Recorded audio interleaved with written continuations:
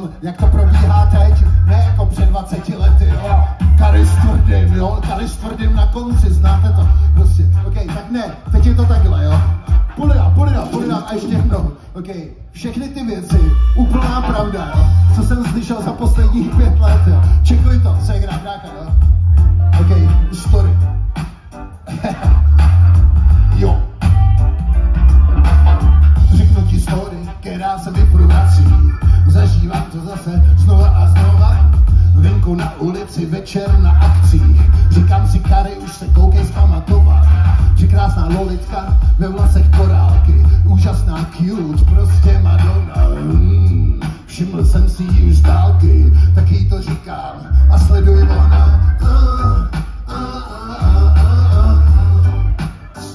Ježíš, ty seš Kary, ty o tebe poslouchá moje máma, to je hrozně hustý. Mi říká, jsi starý a tlustý, koukej na ten tupík a chudej a ztracený bez ambicí hippík. Tohle není stopař, to chce víc než jen ručník. Hele, seš v pořádku, co srdce, co ručník. Bez bytu, bez káry nemáš ani pětník. Ty už seš trošku víc než jen pamětník. Nedrž mi dveře, nenos mi ten deštník. Ne na drink, fakt nejdu dík, ale nedík. Cože? Kolik ti je? Ty jsi starší než můj táta, no tak to je hrozně drsný, kámo. Hele, kámo, cože? No tak ty jsi slušný prase, to teda fakt nedělám, takovéhle věci. Teda tak to je takhle.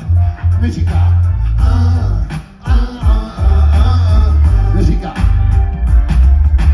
Sláva už vyhnila, tvoje show skončila, teď už mě nemůžeš po zadku plácat, už je to pryč, doba se změnila, žádná tě nenechá v kalhotkách šátrat, nasadím charisma, dostává závrat, rozjedu hlas, který slíká jí zprávla, a když to vypadá, že to tam zadá, na tohle jsem trochu moc mladá.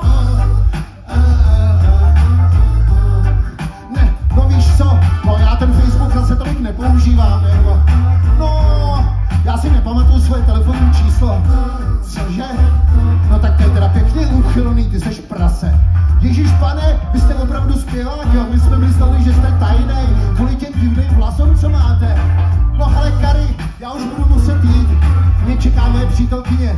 Hele, zatím zdar. Já budu pozdravovat mámu, ta se zblázní, že jsem ti tady viděla.